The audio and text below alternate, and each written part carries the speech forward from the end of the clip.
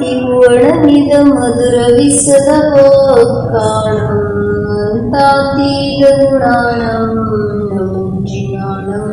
जितभवानं कुंदकुंदाचार्य भगवान की जय। 43 गाथा झाली होती आपली। जयसेनाचार्यांच्या टीकेमध्ये त्यांनी 5 गाथा जास्त घेतल्यात मध्ये। या गाथा अमृतचंद्राचार्यांच्या टीकेत नाही आहेत। तर हे जयसेनाचार्यांची 44वी गाथा आहे। अथ मती आदि पंच ज्ञानानां क्रमेण गाथा पंचकेन व्याख्यानं करोति तथाहि। काय सांगितलं? नंतर मती आदि 5 ज्ञानांचं क्रमाने 5 गाथेच्या द्वारे व्याख्यान करतात। म्हणजे प्रत्येक एकेका ज्ञान पर्यायासाठी एक गाथेचं चांगलं खुलासा करून त्यांनी वर्णन केलेलं आहे। मती ज्ञानाबद्दल अजून विशेष जाणण्यासाठी म्हणून ही सेपरेट गाथा घेतली। सामान्य उपयोग अधिकार जेव्हा चालू केलं तेव्हा ज्ञानोपयोग आणि दर्शनोपयोग असे 2 भेद केले होते। त्याच्यामध्ये ज्ञानोपयोगामध्ये 8 भेद आहेत, दर्शनोपयोगाचे 4 भेद आहेत हे सांगून आले। आणि सगळ्या ज्ञानांचं सामान्य एकाच गाथेमध्ये वर्णन करून पूर्वगाथेमध्ये सांगितलेलं आहे। आता स्पेशल मती ज्ञानासाठी म्हणून ही गाथा दाखवायला लागली। मदिनाणं पुणति विहं उवलति भावनं च वो तह एव च दुवियप्पं दंसनपूवं हवदिनाणं। काय शास्त्र काय सांगितलं? मदिनाणं पुणति विहं, मतिज्ञान पुन्हा 3 प्रकारचं आहे। उवलब्धी, भावना, वो हे आपण बघितलं होतं मागं ज्ञानोपयोगाच्या प्रकरणात। उपलब्धी, भावना आणि उपयोग या प्रकारे मतिज्ञान 3 प्रकारचं आहे।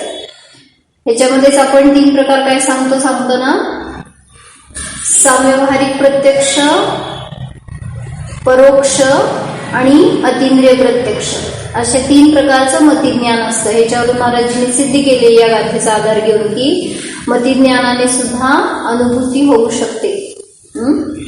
म्हणजे जे प्रश्न आला होता ना, श्रुतज्ञानातूनच अनुभूती होते असं, मग समयसारच्या 144 गाथेमध्ये सुद्धा त्यांनी मतिज्ञानेन अभिमुख असं काहीतरी शब्द वापरलेत। मग त्याच्यावरून पण महाराजांनी सिद्ध केलं की श्रुतज्ञानातच अनुभूती होत नाही तर मतिज्ञान हे सुद्धा साधन असू शकतं। म्हणजे अतींद्रिय प्रत्यक्ष जे मतिज्ञान आहे त्याच्याने सुद्धा आपण आत्म्याला जाणू शकतो।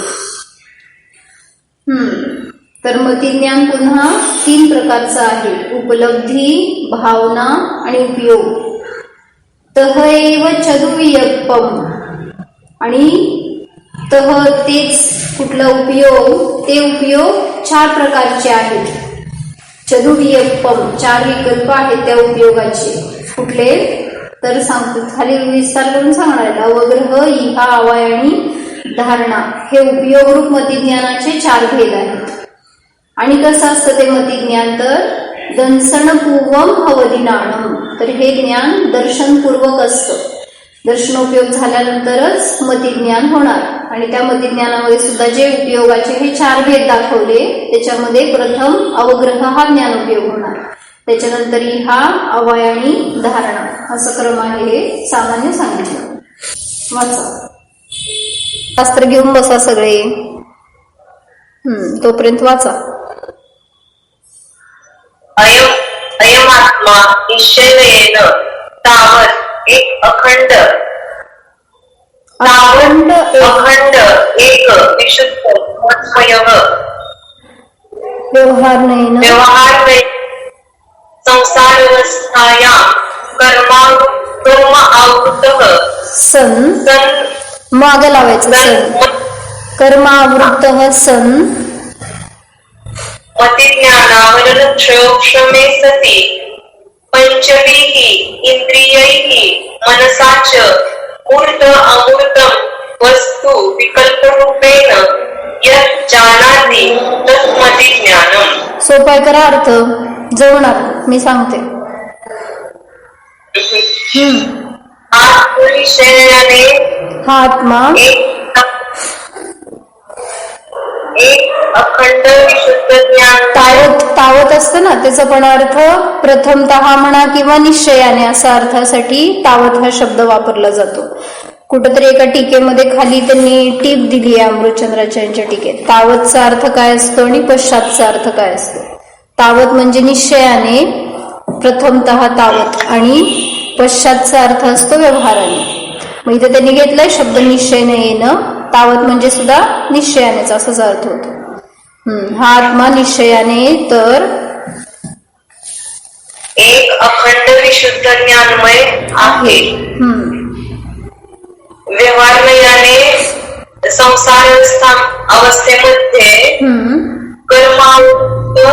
आवृत्त सन म्हणजे कर्माने आवृत्त असताना, सनचा अर्थ सन किंवा सती असे शब्द येतात ना, तिथं त्याचा अर्थ सप्तमी लावायचा. असताना, कर्माने आवृत्त असताना.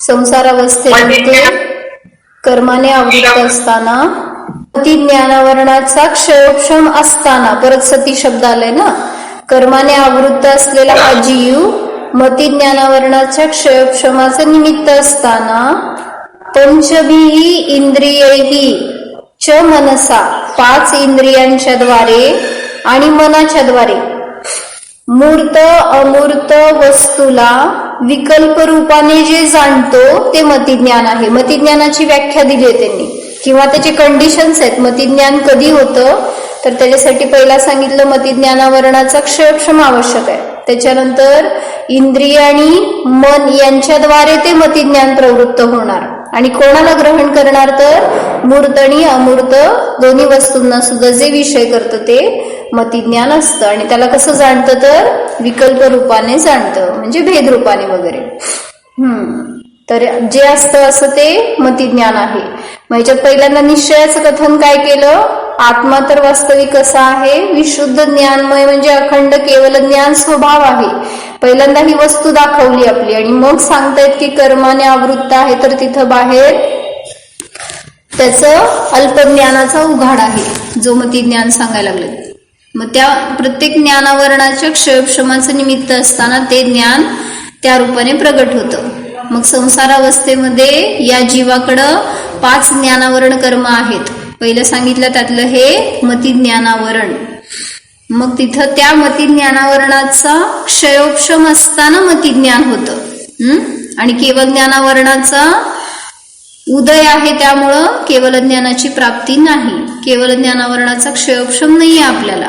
केवल ज्ञानावरण हे केवल ज्ञान हे क्षयोक्षमिक ज्ञान नाहीये, तर क्षयिक ज्ञान आहे. त्यामुळं केवल ज्ञान ही एकच ज्ञान असं आहे की जे क्षयामध्येच प्रगट होणार. बाकीची ही 4 ज्ञान आहेत ते क्षयक्षमाचं निमित्त असताना त्याच्यामध्ये थोडाफार उघाड होतो, त्यालाच म्हणतो आपण, त्याच्याद्वारे आपण जाणतोय. म्हणून मतिज्ञानावरणाच्या कर्माचं क्षयोक्षम असताना 5 इंद्रिय आणि मनाच्या द्वारे, आता हे अवलंबन दाखवलंय बाहेर, वास्तविक जाणतो आत्मा तर ज्ञानाच्या द्वारे. मग 5 इंद्रिय आणि मनाच्या द्वारे मूर्त अमूर्त वस्तूला विकल्प रूपाने जे जाणतं ते मतिज्ञान आहे. याच्यात नाही लावा आता, मी मतिज्ञानाने जाणतो, माझं मतिज्ञान कुठला नाही, उपचारित सद्बुद्ध व्यवहार. बरोबर. मतिज्ञानावरण भाव कर्माचं क्षयक्षम असताना मी जाणतो, कुठला नाही, उपचारित सद्बुद्धच.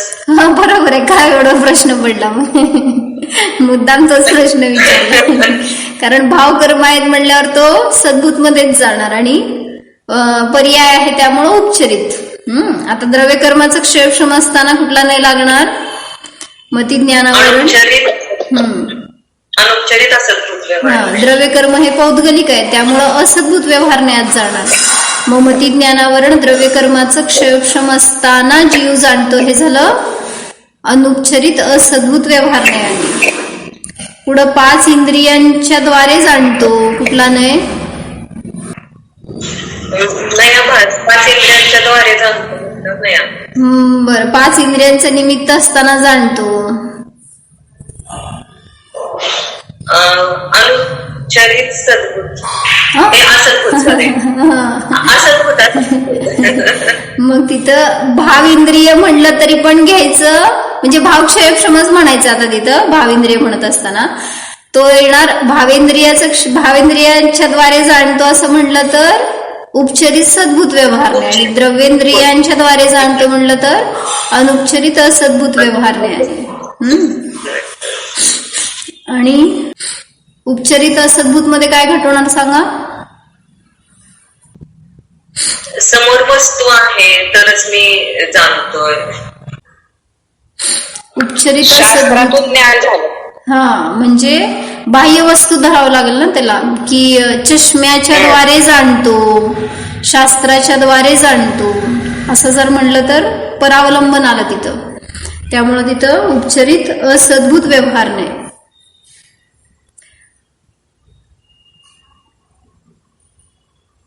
वस्तूला जाणतो म्हणत असताना ते ज्ञानाकडे आलं, त्याच्यामुळे जाणतो किंवा त्याच्याद्वारे जाणतो असं म्हणताना तो उपचरित असद्भूत मध्ये घालावं लागणार. काय कळलं?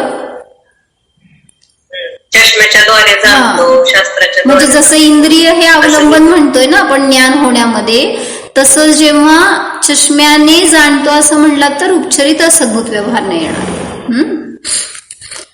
वस्तूला जाणतो म्हणत असताना ज्ञान तर कुठलंही घ्या तुम्ही, मग उपचरित सद्भूत घ्या, अनुपचरित असद्भूत घ्या किंवा उपचरित असद्भूत घ्या, सगळीकडे ज्ञान जाणण्याचं कार्य करते. पण ते कशाने जाणतो ह्याच्यावरून ते नयाचं भेद पडणार. जे क्षेत्रावगा रूप आहे त्याला घालायचं अनुपचरित असद्भूत मध्ये. शरीराने इंद्रियाने जाणतो, डोळ्याने जाणतो, पाहतो, तर हे अनुपचरित असद्भूत मध्ये जाणार. आणि जेव्हा चष्म्याने जाणतो किंवा प्रकाशामुळे जाणतो, प्रकाशाने प्रकाश असताना जाणतो असं वगैरे म्हणलं, किंवा वस्तूने जाणतो कुठल्या तरी, तर ते झालं उपचरित असद्भूत व्यवहार नाही. तर हे सगळं मतिज्ञानासाठी सांगितलेत की मतिज्ञान कधी होतं. मुळे जर लावलं तर तिथं नयाभास होतो. म्हणजे काय? त्याच्यामुळे जाणतो असं म्हटलं तर ते तर आपल्याला ज्ञान होण्यामध्ये फक्त निमित्त आहे. त्याच्यामुळे झालं म्हटलं तर सगळ्याला व्हायला पाहिजे त्याच्यामुळे, जसं त्याच्याशिवाय व्हायलाच नको असं म्हणायला पाहिजे. मग मुळे म्हणलं जर तिथं तर, म्हणूनच आपण मुळे हा शब्द एका द्रव्यामध्ये घटवत असताना लावायचा सद्भूत व्यवहार न्यायामध्ये.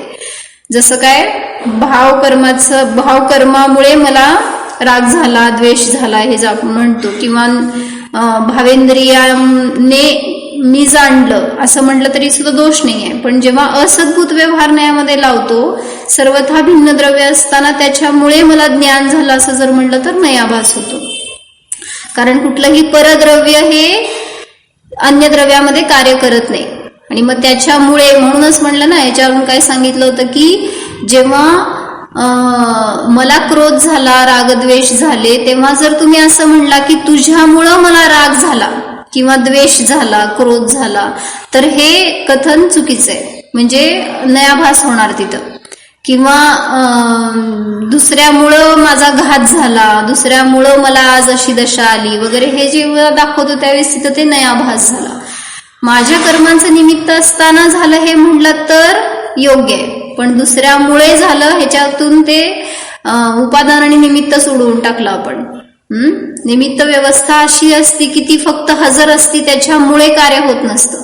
म्हणून आपण काल दुपारी पण तेच बघितलं होतं, निमित्तामुळे काय होत नाहीये, निमित्त असतं.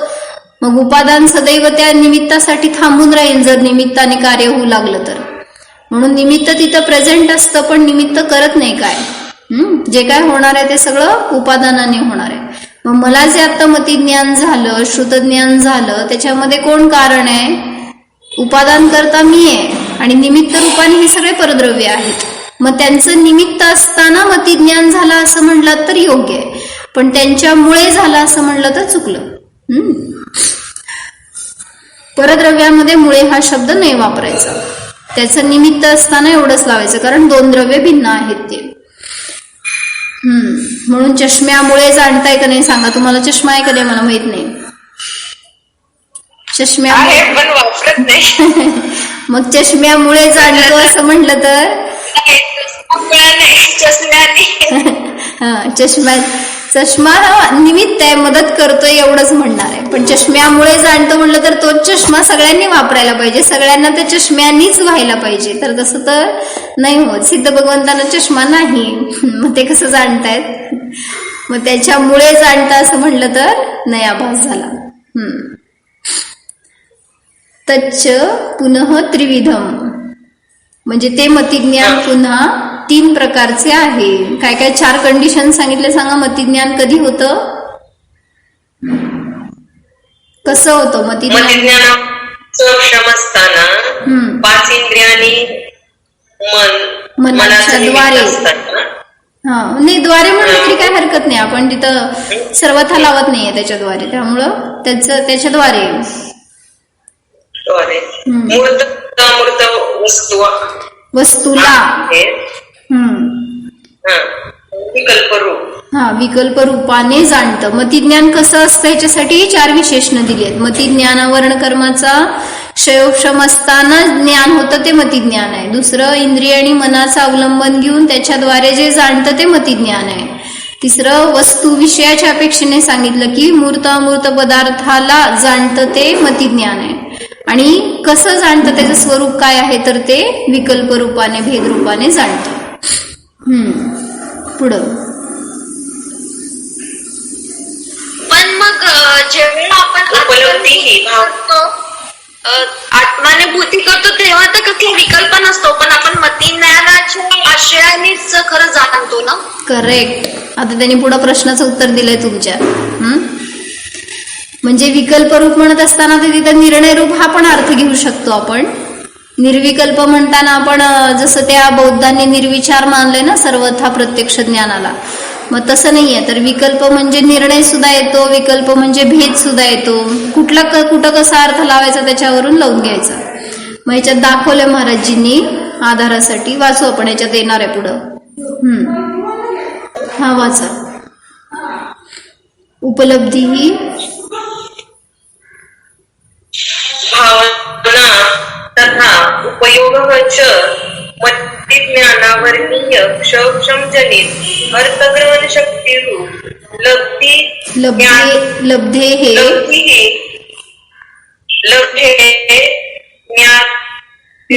ज्ञाते अर्थे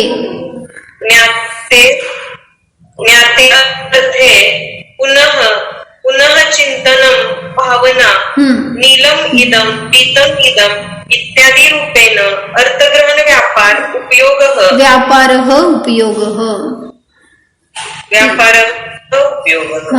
काय सांगितलं? तिघांची व्याख्या सांगितली. आता 3 भेद कुठले केले? उपलब्धी, भावना आणि उपयोग, असे 3 भेद केले होते. मग त्याच्यामध्ये उपलब्धी म्हणजे काय तर सांगितलं, मतिज्ञानावरणाच्या क्षयोक्षमाने जनित. आता इथं भाव क्षयोक्षम घ्यायचा, त्याने उत्पन्न झाला असं म्हणत असताना, तर मतिज्ञानावरणाच्या क्षयोक्षमाने जनित अर्थग्रहण शक्तीरूप जे आहे तर ते झालं उपलब्धी. काय कळलं उपलब्धी कशाला म्हणलं?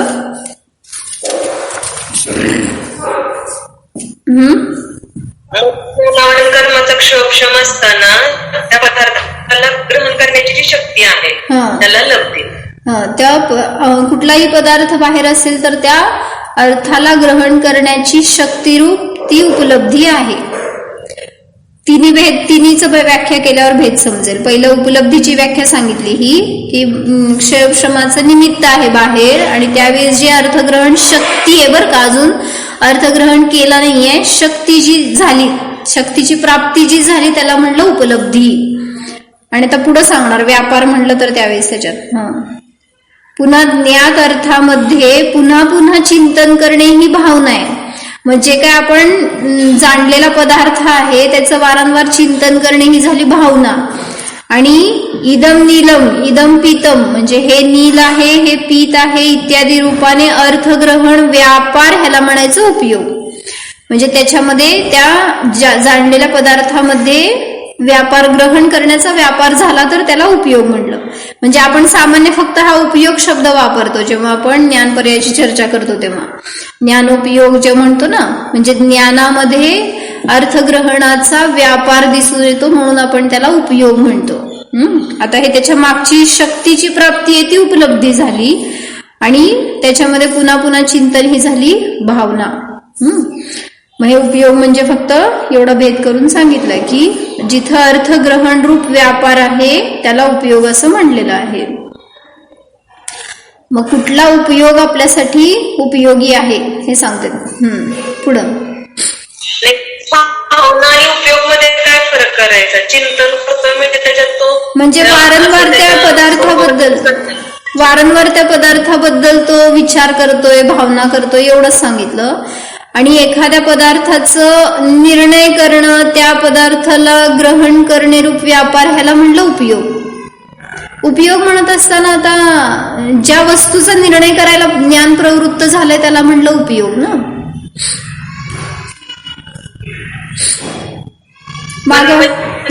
उपयोग झाल्याशिवाय तो भावना कशी करणार ना, म्हणजे निर्णय झाल्याशिवाय भावना, माझी भावना का असंच वाटलं ते वाचताना.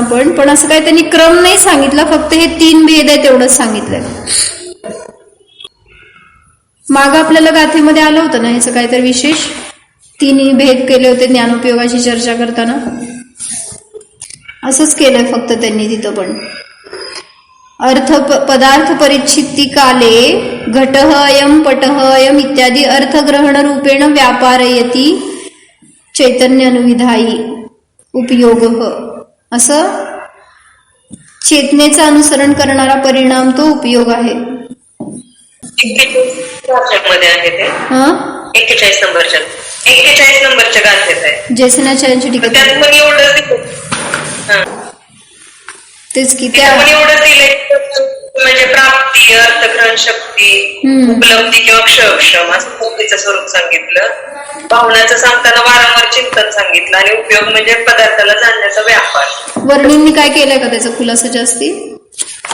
ठीक, बघा त्याच्यामध्ये काय आहे का अजून विशेष खुलासा असेल तर बघू, वाचू अजून. ठीक आहे, पुढं वाचा.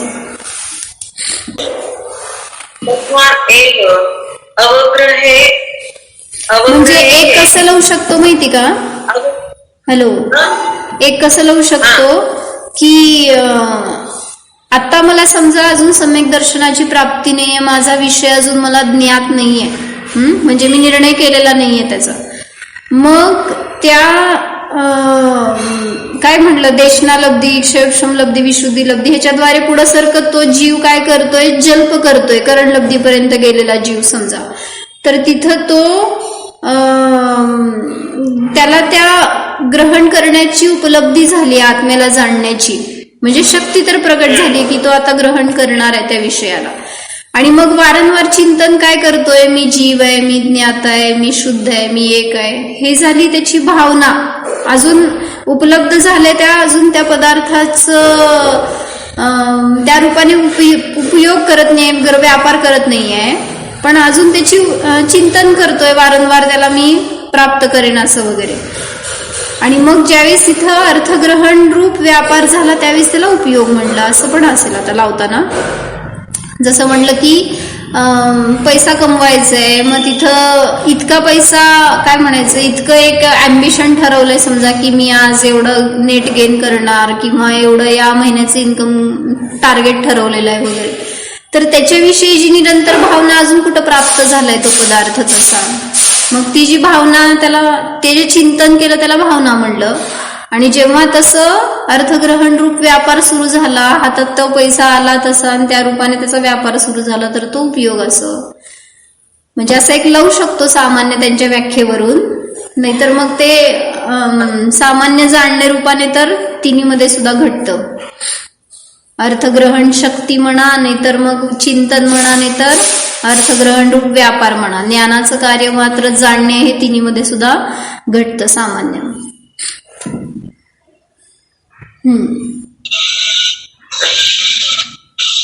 तथा एव अवग्रह नुसतं अवग्रह इहा अवाय धारणा भेदेन चतुर्विधम वरकोष्ठ बीज पदा. कसं वाचायचं? वर कोष्ठ बीज पदानुसारी संभिन्न श्रोतृताय श्रोतृता बुद्धिभेदेन वा नानं तच्च मतिज्ञानं सत्तालोकदर्शनपूर्वक सत्ता अवलोकन दर्शन पूर्वकम इति. ते पुढचं वाक्य घेतलं. काय सांगितलं आता? त्या उपयोगाचे 4 भेद केलेत ना आपण, ते सांगायला लागलेत. तथा एव तसेच अवग्रह इहा आवाय धारणा या भेदाने 4 प्रकाराचा उपयोग आहे. बरोबर. उस उपयोग रूप मति ज्ञान के अवग्रह इहा आवाय धारणा ये 4 भेद होते हैं. अथवा आता हे ह्यांनीच केलेत बरं का हे खुलासा पुढचे. वरकोष्ठ बीज पदानुसारिणी किंवा संभिन्न श्रोतृता बुद्धी या भेदाने मतिज्ञानाचे 4 भेद आहेत. गणधरांना हे 4 असतातच. ह्या ज्या 4 वृत्ती सांगितल्यात ना, ह्या गणधरांना असतात. बीज म्हटलं की नुसतं एखाद्या अक्षरावरून त्यांना पूर्ण द्वादशांगाचं बोध होतोय किंवा एखादं पद घेऊन सुद्धा होतोय. म्हणजे त्यात विश्लेषण नाही ना, म्हणून ते मतिज्ञानामध्ये घेतलं असावं. आणि ह्या वरकोष्ठमध्ये ते सर्व आपल्या ज्ञानामध्ये त्यांच्या म्हणजे जसं कोठारामध्ये धान्य भरून ठेवलेलं असतं तसं त्यांच्या ज्ञानामध्ये सगळं ते सगळे एकत्र असतात विषय, पण वेगवेगळ्या रूपाने. म्हणजे गव्हाचं पोतं, तांदळाचं पोतं असे सगळे वेगवेगळे आहेत ना, तसं वेगवेगळे विषय त्यांच्या ज्ञानामध्ये एकत्र साठवलेले असतात. ते वरकोष्ठ झालं. आणि संभिन्न श्रोतृत्वामध्ये ऐकलेल्या रूपाने घेतलंय का? ते नाही का घेतलं? चक्रवर्तीच्या सगळ्या सैन्यांचा आवाज जरी एकत्र झाला, त्या घोडदळ पायदळ किंवा घोडा हत्ती कोणी जरी एकत्र सगळे ओरडले तरी सुद्धा त्यातनं कुठला घोडाचा आवाज आहे, कुठल्या हत्तीचा आवाज आहे, कुठल्या सैनिकाचा आवाज आहे हे त्यांना भिन्नतेने ग्रहण केलं जातं श्रोत्राने, म्हणजे कानाच्या द्वारे. म्हणजे आता इथं म्हणून ते मतिज्ञान म्हटलं ना, त्या शब्दांचा आवाज.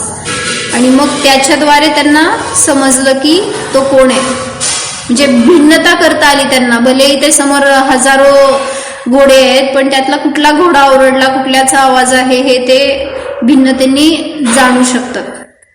तर हे 4 भेद आहेत असं त्यांनी टीकेमध्ये सांगितले होते. काय? उपयोग रूप जे मतिज्ञान आहे त्याचे अवग्रह इहा आवाय आणि धारणा या भेदाने 4 भेद आहेत. किंवा वरकोष्ठ बीज पदानुसारी आणि संभिन्न श्रोतृता बुद्धी ह्याच्याद्वारे सुद्धा मतिज्ञानाचे 4 भेद केलेले आहेत. तच्च मती एक मिनिट त्याचं राहिलं ना अर्थ. तच्च मतिज्ञानम सत्ता अवलोकन दर्शनपूर्वकम इति. आणि ते मतिज्ञान कसं असतं तर सत्ता अवलोकन रूप जे दर्शन आहे तर त्या दर्शनोपयोग पूर्वक होतं ते मतिज्ञान असतं. अशा प्रकारे पुढे निर्विकार शुद्ध अनुभूती अभिमुखम यत् मतिज्ञानम तत् एव उपादेयभूत अनंत सुख साधकत्वात् निश्चयेन उपादेयं तत् साधकं बहिरंगम पुनः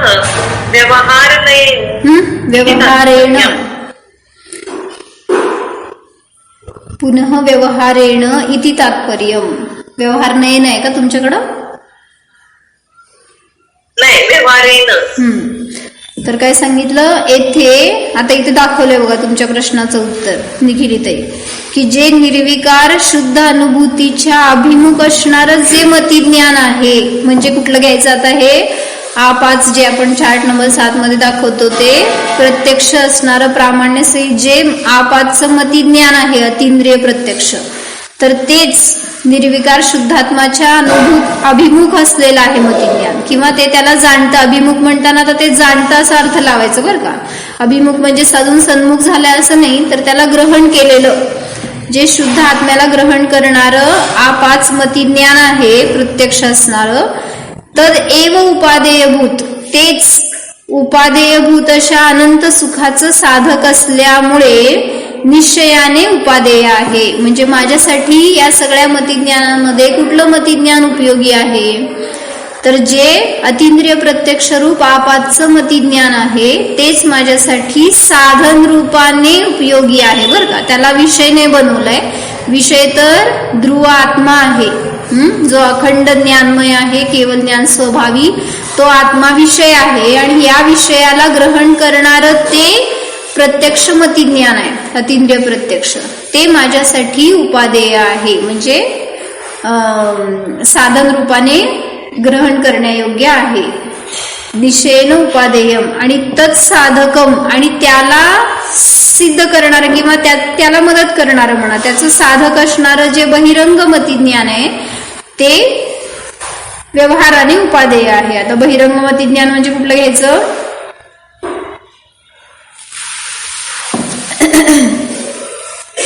जे बहिरंग मतिज्ञान आहे ते उपादेय आहे असं तात्पर्य. क्षयोक्षम, मग तिथं पण क्षयोक्षम आहेच की. प्रत्यक्ष ज्ञानामध्ये पण क्षयोक्षमाशिवाय होणार नाहीये ते.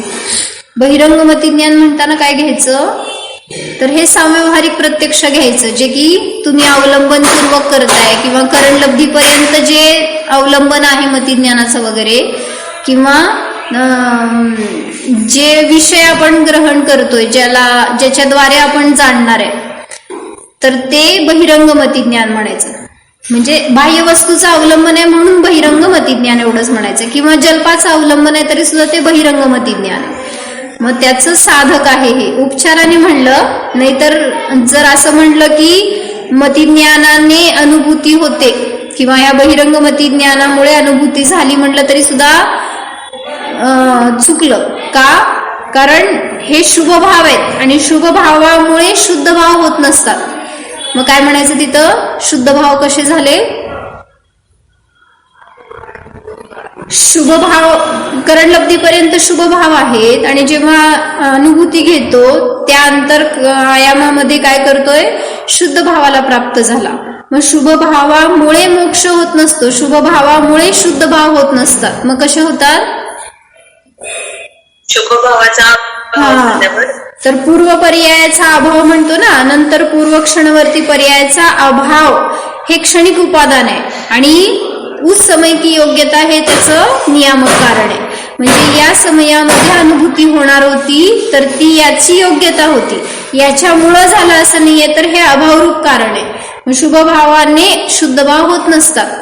शुभ भावाचा अभाव असताना, अभाव झाल्यावरच तिथे शुद्ध भावाला तो जीव प्राप्त होतो. म्हणून हे जे काही बहिरंग मतिज्ञान आहेत हे शुभ भावापर्यंत घ्यायचे, जे काय अवलंबन घेतलं, आणि त्यानंतर जेव्हा तो आत्म्याला विषय करून जाणतो त्यावेळेस तिथं शुद्ध भाव प्रगट होतात.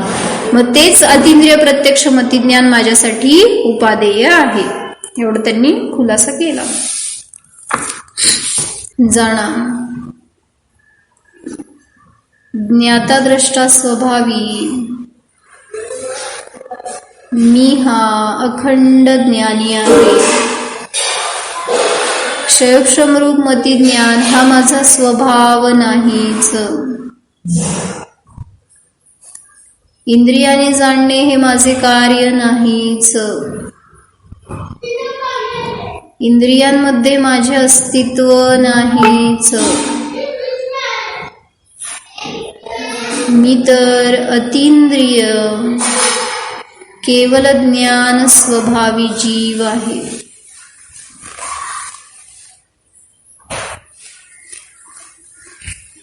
परिपूर्ण ज्ञान स्वरूपोऽहम् जीवोऽहम्.